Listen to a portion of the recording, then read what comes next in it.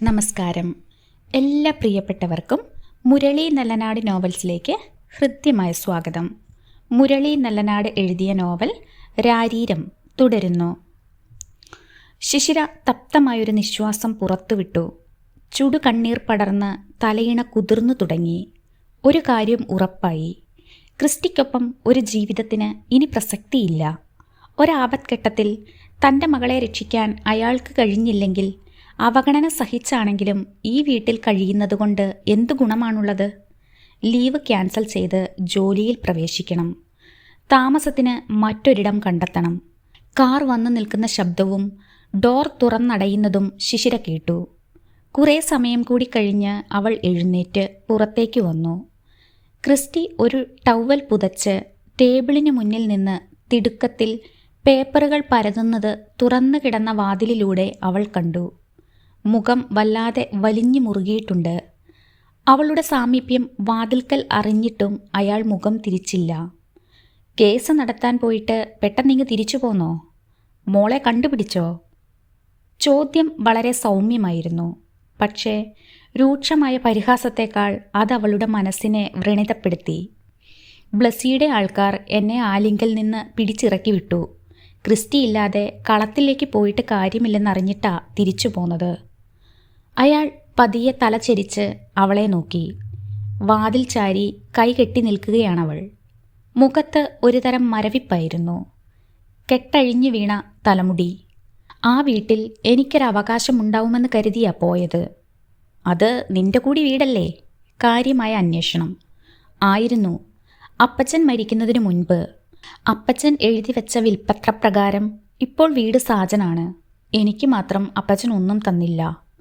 നിർവികാരമായിരുന്നു അവളുടെ വാക്കുകളെങ്കിലും കണ്ണുകളിൽ കൊള്ളിയാനുകൾ പുളയുന്നത് ക്രിസ്റ്റഫർ ശ്രദ്ധിച്ചു. അങ്ങനെയുണ്ടാവില്ല, അയാൾ ഒരൊഴുക്കൻ മട്ടിൽ പറഞ്ഞു.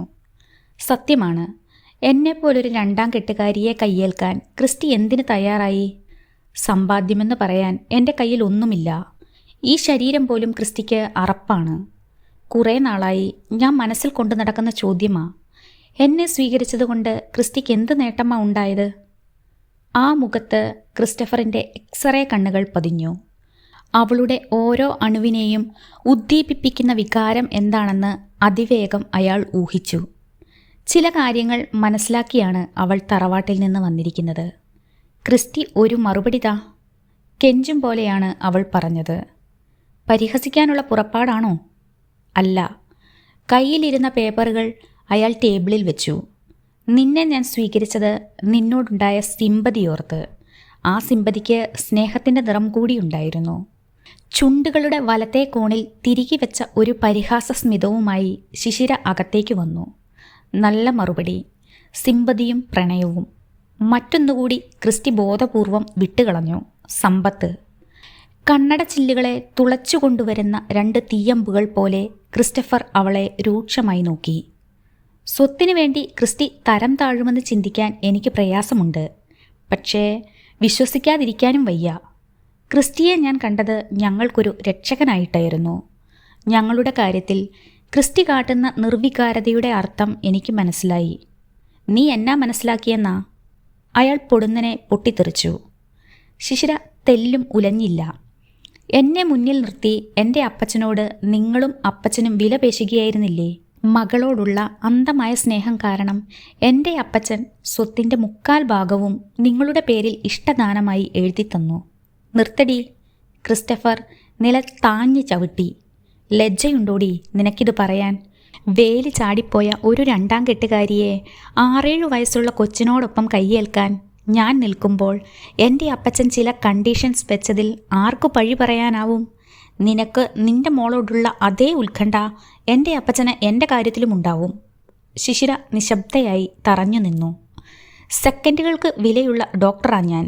എന്നെപ്പോലൊരാളെ നിനക്ക് ഭർത്താവായി കിട്ടാൻ എന്നാ യോഗ്യത നിനക്കുണ്ട്? പക്ഷേ നിന്നെ ഞാൻ സ്നേഹിച്ചുപോയി. ശിശിരയ്ക്ക് തല പെരുക്കുന്നതുപോലെ തോന്നി. എൻ്റെ ജീവിതം സുരക്ഷിതമാവണമെന്ന് കരുതിയിട്ടാവും അപ്പച്ചൻ സ്ത്രീധനമായി ആവശ്യപ്പെട്ടത്. എൻ്റെ പേരിൽ വേണമെന്ന് പറഞ്ഞതും. നീ നാളെ മറ്റൊരുത്തൻ്റെ കൂടെ പോയാൽ മകൻ വിഡ്ഢിയാവരുതെന്ന് ചിന്തിക്കാനുള്ള തല കളത്തിൽ കറിയായിക്കുണ്ട്. അവൾ നിരായുധയായതുപോലെ ക്രിസ്റ്റഫർക്ക് തോന്നി. അയാൾ വാക്കുകളുടെ മൂർച്ച കുറച്ചു. നിനക്കിപ്പോൾ എന്നതാ സംഭവിച്ചു പോയത്? നിന്നെ ഞാൻ കഷ്ടപ്പെടുത്തുന്നുണ്ടോ? നിന്റെ മകളുടെ കാര്യം ഓർത്താണെങ്കിൽ എനിക്കൊന്നും ചെയ്യാനില്ല. നിന്റെ അപ്പച്ചനാണ് അവളെ ഋഷിക്ക് കൊടുത്തത്. അവൾക്ക് നിന്നെ കാണുന്നതേ അറപ്പും വെറുപ്പുമാണ്.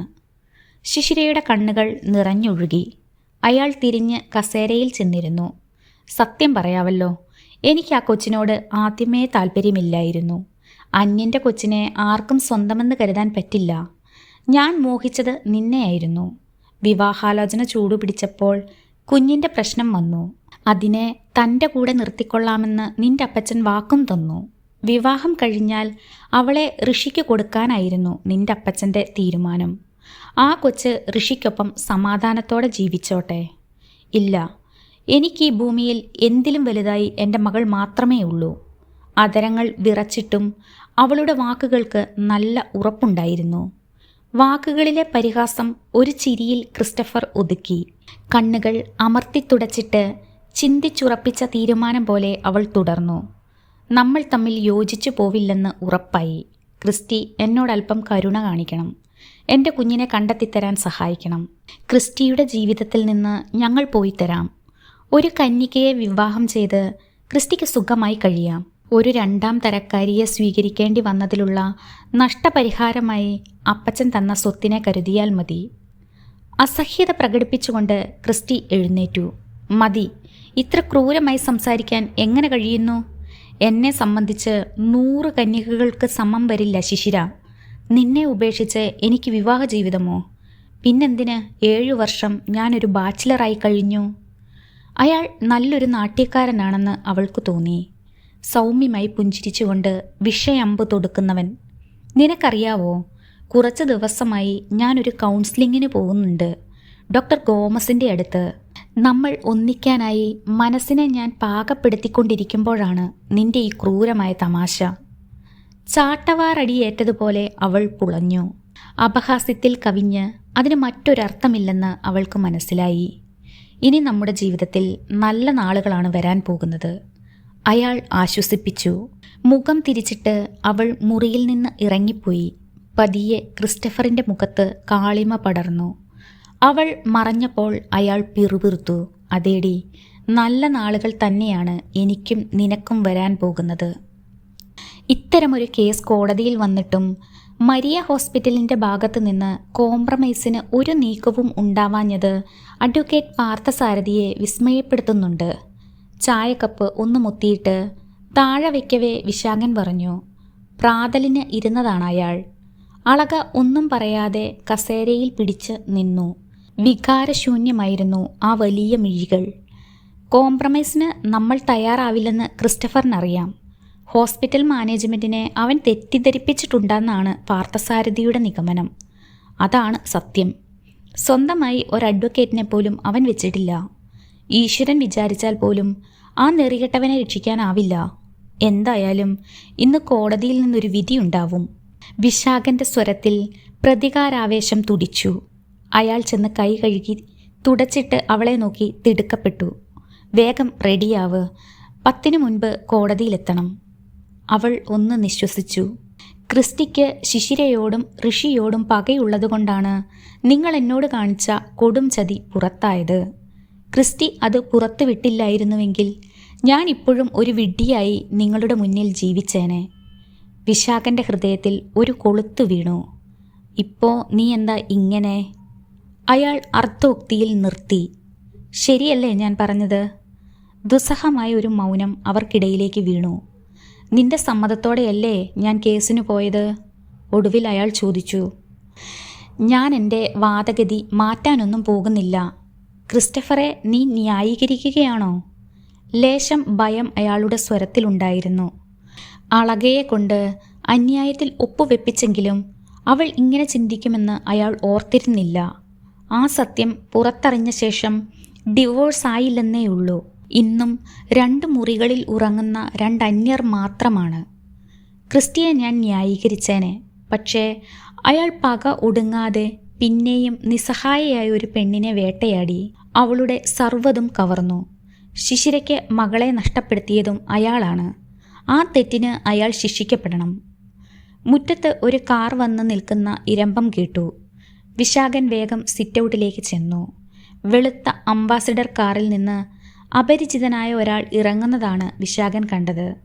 ചാരനിറമുള്ള ഷർട്ടും പാൻസുമാണ് വേഷം. ഇരുനിറം. അയാളുടെ നോട്ടം ഋതുനന്ദയിലായിരുന്നു. വിശാഖനല്ലേ? അതെ. മുഖത്ത് നേർത്തൊരു ചിരി പോലുമില്ലാതെ അയാൾ സിറ്റൗട്ടിലേക്ക് കയറി. ഞാൻ ഗോപിനാഥ്, CI ആണ്. ഒരു കേസന്വേഷണവുമായി ബന്ധപ്പെട്ട് ഏറ്റുമാനൂരിൽ നിന്ന് വരികയാണ്. ഇരിക്കൂ. വിശാഖൻ ക്ഷണിച്ചു. അയാളുടെ ആഗമനോദ്ദേശം വിശാഖന് മനസ്സിലായി. CI ഗോപിനാഥ് ഇരുന്നു. ശിശിര തന്ന കംപ്ലൈൻ്റ് ആവുമല്ലേ, നന്ദൂട്ടിയെ ഋഷി തട്ടിക്കൊണ്ടുപോയെന്ന്? ഗോപിനാഥിൻ്റെ നെറ്റി ചുളിഞ്ഞു. നിഴൽ യുദ്ധം ചെയ്യുകയാണവൾ. മുഖമറിയാതെയുള്ള അവളുടെ സാഹസം കാണുമ്പോൾ മനസ്സ് വേദനിക്കുകയാണ്. വിശാഖൻ്റെ ആ കടന്നുകയറ്റം ഗോപിനാഥിന് അത്രയ്ക്ക് സുഖിച്ചില്ല. നന്ദൂട്ടിയെ ഋഷി തട്ടിക്കൊണ്ടുപോയതാണെന്ന് ഞാൻ കരുതുന്നില്ല. പക്ഷേ അവൾ അയാൾക്കൊപ്പം ഉണ്ടെന്ന് എനിക്കറിയാം. മറ്റൊന്നുകൂടി എനിക്കറിയാം, അവൾ എവിടെയുണ്ടെന്ന് നിങ്ങൾക്കറിയാമെന്നും. വിശാഖൻ നിസ്സഹായതയോടെ അയാളെ നോക്കി. എനിക്ക് കുട്ടിയെ കണ്ടെത്തണം. അതിന് നിങ്ങൾ മാത്രമാണ് ആശ്രയം. കൂട്ടുകാരനെ ഞങ്ങളാരും ശിക്ഷിക്കാനൊന്നും പോകുന്നില്ല. അയാൾ എവിടെയുണ്ട്? സോറി സാർ, ഋഷിക്കൊപ്പം നന്ദൂട്ടിയുണ്ടെങ്കിൽ കൂടി അവർ എവിടെയാണെന്ന് എനിക്കറിയില്ല. ഗോപിനാഥിൻ്റെ മുഖം ചുവന്നു. നിങ്ങളെ എനിക്ക് കൊണ്ടുപോകേണ്ടി വരും. വിശാഖൻ ചിരിച്ചു. സാർ എന്നെ പേടിപ്പിക്കുകയാണോ? ഒരു പോലീസുകാരൻ്റെ മകനാ ഞാൻ. ശിശിര അത് പറഞ്ഞില്ലേ? SP ചിത്രഭാനുവിൻ്റെ മകൻ. ഗോപിനാഥിൻ്റെ മുഖം പയ്യെ അയഞ്ഞു. ഞാൻ പറഞ്ഞത് 100% സത്യമാണ്. ദേവസി മരിക്കുന്നതിന് മുമ്പ് ഋഷിയെ അന്വേഷിച്ച് ഇവിടെ വന്നിരുന്നു. അതിനു മുൻപേ ഋഷി ഇവിടം വിട്ടുപോയിരുന്നു. കുഞ്ഞിനെ തേടി ശിശിരയും ഇവിടെ വന്ന് ബഹളം വെച്ചു. സത്യത്തിൽ ആ കുഞ്ഞ് ഋഷിക്കൊപ്പമില്ല. പക്ഷേ ദേവസി ആ കുട്ടിയുമായി തിരുവനന്തപുരത്തേക്ക് പോന്നു എന്നാണ് വേലക്കാരി തന്ന മൊഴി. സത്യമാവാം. 3 മണി കഴിഞ്ഞാണ് അയാൾ ഇവിടെ വന്നത്. അയാൾ അതിനു മുൻപ് കുഞ്ഞിനെ മറ്റെവിടെയെങ്കിലും ഏൽപ്പിച്ചിട്ടുണ്ടാവാം. ഋഷിയുടെ കയ്യിൽ ഏൽപ്പിച്ചു എന്ന് സ്ഥാപിക്കാനുള്ള അടവായിരിക്കും. ആ കുട്ടിയോട് അയാൾക്ക് വലിയ താല്പര്യമാണെന്നാണല്ലോ ശിശിര പറഞ്ഞത്. വിശാഖൻ പുച്ഛത്തോടെ ചിരിച്ചു. പച്ചക്കള്ളം. ഡിവോഴ്സ് കഴിഞ്ഞിട്ടും ദേവസി ശിശിരയെ ആദ്യം തറവാട്ടിൽ കയറ്റാൻ മടിച്ചത് ആ കുഞ്ഞുകൂടി ഉണ്ടായിട്ടാ. അളക ഡ്രസ് ചെയ്ത് അപ്പുവുമായി വാതിൽക്കൽ വന്നു. ഞങ്ങൾക്ക് പുറത്തേക്ക് പോകേണ്ടതുണ്ടായിരുന്നു, വിശാഖൻ പറഞ്ഞു. CI എഴുന്നേറ്റു. ശരി, പോകുന്നതിന് മുമ്പ് ഒരിക്കൽ കൂടി ഞാൻ വരും. ആയിക്കോട്ടെ, താങ്കൾ വൈകുന്നേരം വരൂ. കുറച്ച് കാര്യങ്ങൾ കൂടി എനിക്ക് പറയാനുണ്ട്. ആ കുഞ്ഞിനെ കണ്ടെത്താൻ എൻ്റെ ഭാഗത്തുനിന്ന് എന്ത് സഹകരണവും ഉണ്ടാവും. തലയാട്ടിയിട്ട് CI ഗോപിനാഥ് മുറ്റത്തേക്കിറങ്ങി. ഒറ്റ വീർപ്പിന് പത്രത്തിലെ ആ വാർത്ത ശിശിര വായിച്ചു തീർത്തു. 100 ചോദ്യങ്ങൾ ആ മനസ്സിലൂടെ കടന്നുപോയി. ഇങ്ങനെയൊരു നീക്കവുമായി അളക കോടതിയെ സമീപിക്കാനുള്ള കാരണമെന്താവാം? വിശാഖനും ഋഷിയും ചെയ്ത കൊടും ചതിക്ക് ക്രിസ്റ്റിയും മരിയ ഹോസ്പിറ്റലും എന്തു പിഴച്ചു? DNA ടെസ്റ്റിൻ്റെ റിസൾട്ട് വരുമ്പോൾ ക്രിസ്റ്റി കുറ്റക്കാരനാവുമെന്ന് ഉറപ്പാണ്. ക്രിസ്റ്റിയുടെ ഭാവി എന്താവും? മുറ്റത്ത് കാർ വന്ന് നിൽക്കുന്ന ശബ്ദം കേട്ടു. ക്രിസ്റ്റഫർ കൊടുങ്കാറ്റുപോലെ അകത്തേക്ക് വന്നു. ക്ഷോഭിക്കുന്ന ഒരു കടൽ ആ മുഖത്ത് അവൾ കണ്ടു. ശിശിര പത്രം അയാളുടെ നേരെ പിടിച്ചു. ഇതെന്താ ക്രിസ്റ്റി? വായിച്ചില്ലേ? പിന്നെന്താ? നന്ദിയില്ലാത്ത നായ്ക്കൾ. ഒരു കുഞ്ഞിക്കാലി കാണാൻ മോഹിച്ച് എൻ്റെ അടുത്ത് വന്നു. എൻ്റെ കാല് പിടിച്ച് അത് സാധിച്ചിട്ട് കേസിന് പോയിരിക്കുന്നു, പക വീട്ടാൻ. ക്രിസ്റ്റഫർ പല്ല് ഞെരിച്ചുകൊണ്ട് സെറ്റിയിൽ ചെന്നിരുന്നു. പകയോ? അളകയ്ക്ക് ക്രിസ്റ്റിയോട് പക തോന്നേണ്ട കാര്യമെന്താ? അവൾ വെറുമൊരു ഉപകരണമാണ്. അവളെ വെച്ച് കരു നീക്കുന്നത് നാണം കെട്ട ആ 2 പട്ടികളാ, വിശാഖനും ഋഷിയും. എന്തിന്? മനസ്സിലാവാതെ അവൾ ചോദിച്ചു. ഒരു മാത്ര ക്രിസ്റ്റഫർ ഉത്തരം തിരഞ്ഞ് നിശബ്ദനായി. എന്നോടല്ല, നിന്നോട്. നിനക്കൊരു ജീവിതം തന്നതിന്. കുഞ്ഞുമായി നീ ഈ സിറ്റിയിൽ അനാഥയായി കഴിയുമെന്നായിരുന്നു അവൻ്റെയൊക്കെ കണക്കുകൂട്ടൽ. ശിശിര നെഞ്ചിൽ കൈവച്ചു. നിന്റെ കഴുത്തിൽ ഞാൻ മിന്നു കെട്ടിയ നിമിഷം മുതൽ അവരുടെ നമ്പർ 1 ശത്രു ഞാനാ. നിന്റെ ജീവിതം ചവിട്ടിയരയ്ക്കാൻ ഏറ്റവും എളുപ്പം എൻ്റെ നാശമാണെന്ന് അവർക്കറിയാം. ഋഷിക്ക് ഇതിൽ പങ്കുണ്ടോ എന്ന് ശിശിര സംശയിച്ചു. അയാൾ ഉത്തരേന്ത്യയിൽ എവിടെയോ ആണെന്നാണ് CI ഗോപിനാഥിൽ നിന്ന് കിട്ടിയ വിവരം. കൂട്ടുകാരനു വേണ്ടി വിശാഖൻ ചെയ്യുന്ന ഉപകാര സ്മരണയാവും. എന്തു ചെയ്യാനും മടിയില്ലാത്തവനാണ് അയാൾ. കോടതി വിധി പ്രതികൂലമാവില്ലേ? പതർച്ചയോടെ അവൾ ചോദിച്ചു. സംശയമെന്ത്? പിതൃത്വ നിർണയ പരിശോധനയിൽ കുഞ്ഞ് പിശാഖൻ്റെതല്ലെന്ന് തെളിയും. വേവോടെ അവൾ ഇരുന്നു. അന്ന് എനിക്കൊരു പാളിച്ച പറ്റി. വിശാഖനെ കൊണ്ട് ഒരു സമ്മതപത്രം വാങ്ങണമായിരുന്നു. അയാൾ കൊണ്ടുവരുന്നത് ശിശിരയുടെ ഭർത്താവിനെയാണെന്ന് എനിക്കറിയില്ലല്ലോ. അയാൾ സെറ്റിയിൽ കൈകൊണ്ട് തല്ലി. ശിക്ഷ എന്താവും? ക്രിസ്റ്റിയുടെ പ്രൊഫഷനെ ബാധിക്കില്ലേ?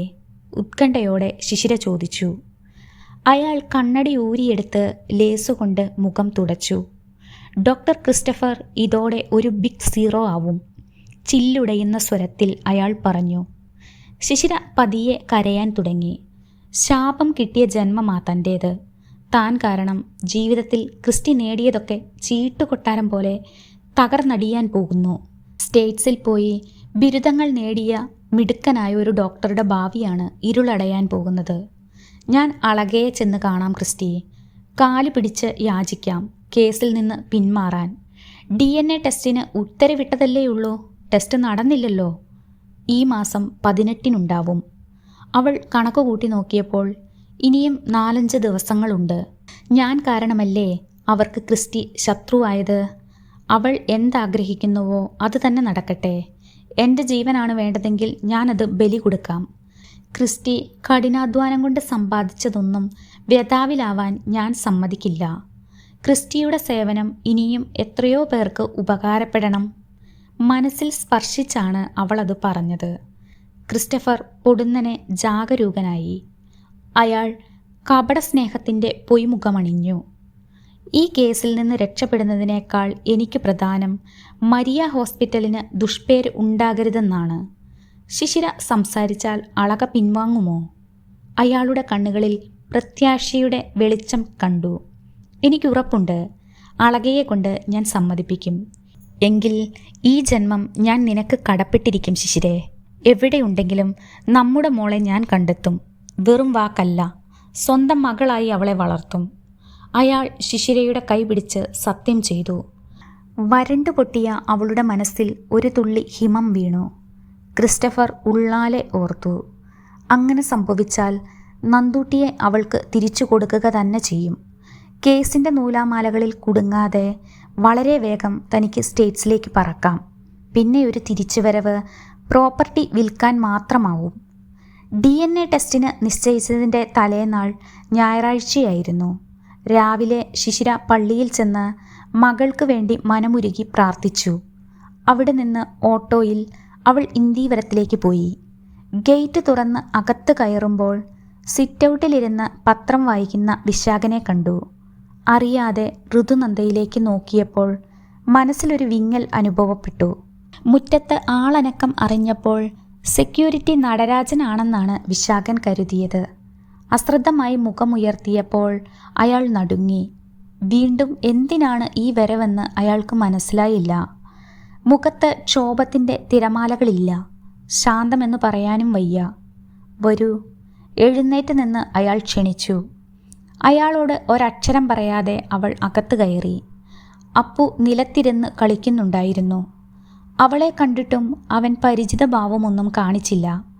തിടുക്കത്തിൽ ഹാളിലേക്ക് വന്ന അളക അന്താളിച്ചുപോയി. ആദ്യത്തെ ഞെട്ടൽ മാറിയപ്പോൾ അളക ഉത്കണ്ഠയോടെ ചോദിച്ചു, നന്ദുട്ടിയെ കണ്ടുപിടിച്ചോ? ശിശിരയുടെ കൺപീലികൾക്കിടയിൽ നീർക്കണങ്ങൾ ഉരുണ്ടുകൂടി. ഇല്ല, എൻ്റെ കുഞ്ഞ് എവിടാണെന്ന് അറിയില്ല. ശബ്ദം ഇടറി പൊലിഞ്ഞുപോയി. ശിശിരെ, സത്യമായും നന്ദൂട്ടി ഋഷിയേട്ടൻ്റെ കൂടെ ഇല്ല. യാചന പോലെ അളക പറഞ്ഞു. വൈകിയാണെങ്കിലും ഞാനത് മനസ്സിലാക്കി. വാതിൽക്കൽ നിന്ന വിശാഖൻ പകച്ചുപോയി. ഞാൻ വന്നത് അളകയോട് ഒരപേക്ഷയുമായിട്ടാണ്. നിങ്ങൾക്ക് ശത്രുത എന്നോടാണെന്ന് എനിക്കറിയാം. അതുകൊണ്ടാണല്ലോ നിരപരാധിയായ ഒരാളെ ക്രൂശിക്കാൻ പോകുന്നത്. ഈശ്വര, ശിശിര എന്തൊക്കെയായി പറയുന്നത്? അളക വിശാഖനെ നോക്കി. മുഖവുര വേണോ അളകെ? ക്രിസ്റ്റിക്കെതിരെ അളക വിശ്വാസവഞ്ചനയ്ക്ക് കേസ് കൊടുത്തിരിക്കുകയല്ലേ? ഒരു സ്ത്രീക്ക് കിട്ടാൻ പോകുന്ന ഏറ്റവും വലിയ പരിഗണന തന്നെ കോടതിയിൽ നിന്ന് അളകയ്ക്ക് കിട്ടും.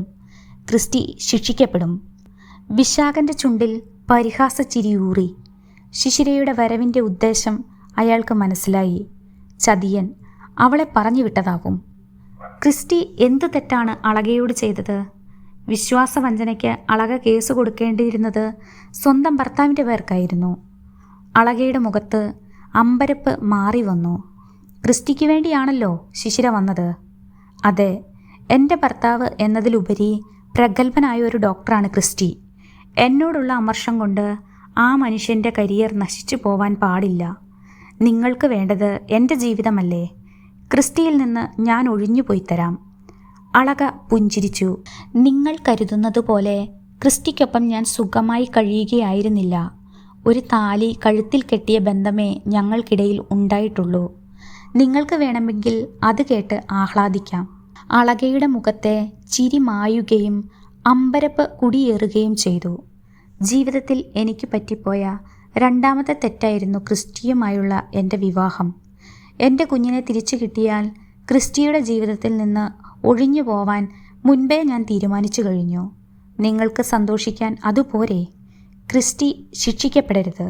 DNA ടെസ്റ്റ് നടക്കരുത്. കഷ്ടം. സഹതാപത്തോടെ അളക ശബ്ദിച്ചു.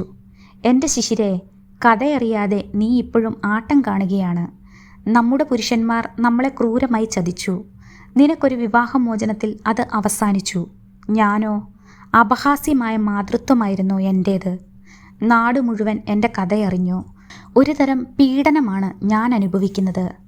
വിശാഖൻ സിറ്റൗട്ടിലേക്ക് വലിഞ്ഞു. ഞാൻ ക്രിസ്റ്റിക്കെതിരെ കേസ് കൊടുത്തത് സത്യത്തിൽ നിന്നോടും നന്ദൂട്ടിയോടും ആ ചതിയൻ ചെയ്ത വഞ്ചനയെ കരുതി മാത്രമാണ്. ശിശിരയുടെ മിഴികളിൽ വേർതിരിച്ചറിയാനാവാത്ത ഒരു പിടച്ചിലുണ്ടായി.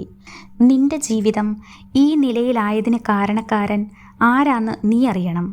നീ ഇപ്പോൾ വിശ്വസ്തനെന്ന് കരുതുന്ന ക്രിസ്റ്റി ഋഷിയുടെ ബീജമാണ് സ്വീകരിക്കുന്നതെന്ന് അറിഞ്ഞുകൊണ്ടാണ് അയാൾ ചികിത്സ നടത്തിയത്. ആ വിവരം അരവി ഉൾപ്പെടെയുള്ളവരിലൂടെ യഥാസമയം നിന്റെ കാതുകളിൽ എത്തിച്ചതും അയാളാണ്. ശിശിരയുടെ ഹൃദയത്തിലൊരു പ്രകമ്പനമുണ്ടായി. എനിക്കിത് വിശ്വസിക്കാൻ പ്രയാസമുണ്ട്. നീ ഇപ്പോൾ വിശ്വസിക്കണ്ട. അനുഭവം കൊണ്ടേ നീ അത് പഠിക്കൂ. നിങ്ങളുടെ വിവാഹ വാർത്തയറിഞ്ഞ് ഋഷിയേട്ടൻ നന്ദൂട്ടിയെ വിട്ടുതരണമെന്ന യാചനയുമായി ക്രിസ്റ്റിയെ കാണാൻ ചെന്നു. അന്നാണ് ക്രിസ്റ്റിയുടെ മുഖം ഞങ്ങൾ തിരിച്ചറിഞ്ഞത്. നിന്റെ സ്വത്തും നിന്നോടുള്ള പകയുമായിരുന്നു അയാളുടെ ലക്ഷ്യമെന്ന് അയാൾ തുറന്നടിച്ചു. അന്നേ ഞങ്ങൾ ഭയന്നതാ അയാൾ നന്ദൂട്ടിയെ അപായപ്പെടുത്തുമെന്ന്. ഇല്ല, ഞാനിത് വിശ്വസിക്കില്ല. അയാൾ ചെന്നത് ക്രിസ്റ്റിയെ പരിഹസിക്കാനായിരുന്നു. ശിശിര വല്ലാതെ കിതച്ചു. നീ വിശ്വസിക്കണമെന്ന് ഞങ്ങൾക്ക് നിർബന്ധമില്ല. അല്പം മുൻപേ ക്രിസ്റ്റിയുമായുള്ള ബന്ധത്തെപ്പറ്റി ചിലതൊക്കെ നീ പറഞ്ഞല്ലോ. ഒരു താലിയുടെ ബന്ധമേ നിങ്ങൾ തമ്മിലുള്ളൂ എന്ന്, വിവാഹം ഒരബദ്ധമായിപ്പോയെന്ന്, ക്രിസ്റ്റിയുടെ ജീവിതത്തിൽ നിന്ന് ഒഴിഞ്ഞു പോകാൻ തീരുമാനിച്ചെന്ന്. എന്താ കാരണം? അവൻ്റെ മുഖം നീ അറിഞ്ഞു തുടങ്ങിയെന്നല്ലേ?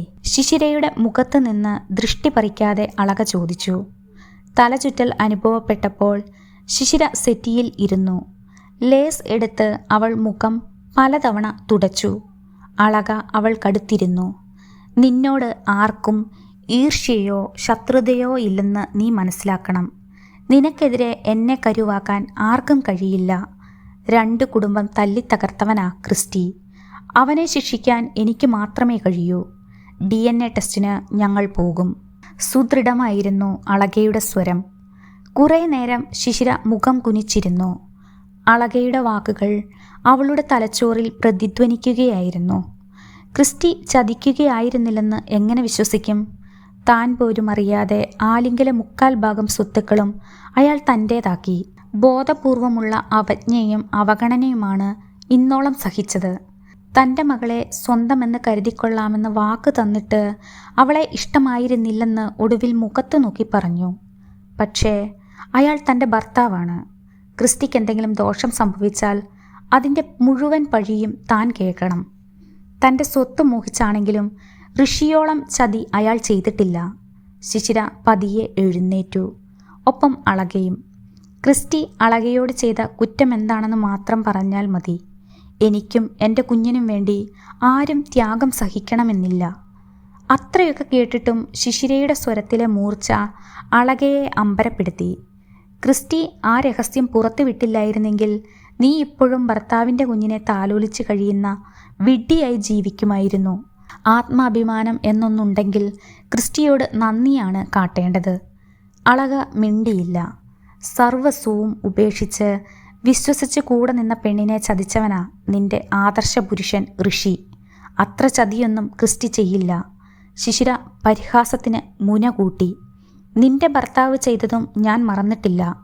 രഹസ്യം പുറത്താവുമെന്ന് ഭയന്ന് ക്രിസ്റ്റിയെ കൊല്ലാൻ ശ്രമിച്ചില്ലേ? അവളെ ആട്ടിപ്പുറത്താക്കാനുള്ള ത്വര വിശാഖനിൽ ചുരമാന്തി. ശിശിര അളകയുടെ നേരെ ചെന്നു. വാക്കുകൾ അവൾ മൃദുവാക്കി. എൻ്റെ അറിവിൽ നിന്നോട് ക്രിസ്റ്റി ഒരപരാധവും ചെയ്തിട്ടില്ല. ഒരുപാട് പേർക്ക് പ്രതീക്ഷയാണ് അയാൾ. എല്ലാം നഷ്ടപ്പെട്ടവളാ ഞാൻ. എൻ്റെ ഏക പ്രതീക്ഷ ക്രിസ്റ്റിയാണ്. ക്രിസ്റ്റി ശിക്ഷിക്കപ്പെട്ടാൽ പിന്നെ ഞാനൊരു നിമിഷം പോലും ജീവിച്ചിരിക്കില്ല. അളക ഞെട്ടിപ്പോയി. എൻ്റെ മരണം നിങ്ങളെ സന്തോഷിപ്പിക്കുമെങ്കിൽ DNA ടെസ്റ്റിന് പൊയ്ക്കോ. പിന്നീട് ശിശിര അവിടെ നിന്നില്ല. അവൾ സിറ്റൗട്ടിൽ വന്നപ്പോൾ തറഞ്ഞു നിന്ന വിശാഖനെ കാര്യമാക്കാതെ മുറ്റത്തിറങ്ങി നടന്നു. വിശാഖൻ ഭ്രാന്തെടുത്ത മാതിരി അകത്തേക്ക് കുതിച്ചു. അളക മുഖം പൊത്തിയിരുന്ന് കരയുകയായിരുന്നു. വിശ്വസിക്കരുത്, ഇതവൻ്റെ ചതിയാ. അവനാ അവളെ വിട്ടത്. അയാൾ പൊട്ടിത്തെറിച്ചു. അളക അയാളെ രൂക്ഷമായി നോക്കി. നിറഞ്ഞു തൂവുന്ന കണ്ണുകളിൽ നിന്ന് കൃഷ്ണമണികൾ ജ്വലിച്ചു. ആയിരിക്കാം, പക്ഷേ ഒരു കാര്യത്തിൽ എനിക്കുറപ്പുണ്ട്. ശിശിര ഒരു വാക്ക് പറഞ്ഞാൽ ഞാൻ അതുപോലെ പ്രവർത്തിച്ചിരിക്കും. അളകേ, അയാൾ ഉറക്കെ വിളിച്ചു. വേണ്ട, എന്നെ ഇനി നിങ്ങൾ പ്രതീക്ഷിക്കണ്ട. ഒന്നിനും ഞാനും എൻ്റെ മോനും വരില്ല. എനിക്ക് പരാതിയുമില്ല. നിലത്തിരുന്ന അപ്പുവിനെ വേഗം ചെന്നെടുത്ത് അളക മുറിയിലേക്ക് കയറിപ്പോയി. വിശാഖൻ ജീവനോടെ നിന്നെരിഞ്ഞു. രാരീരം അടുത്ത ലക്കത്തിൽ തുടർന്ന് കേൾക്കാം. ഈ കഥയെക്കുറിച്ചുള്ള നിങ്ങളുടെ വിലയേറിയ അഭിപ്രായങ്ങളും നിർദ്ദേശങ്ങളും കമൻറ്റ് ബോക്സിൽ രേഖപ്പെടുത്തി ഞങ്ങളെ അറിയിക്കണമേ എന്ന അഭ്യർത്ഥനയോടെ മുരളി നെലനാട് നോവൽസിന് വേണ്ടി സൽമ റോയ്സ്.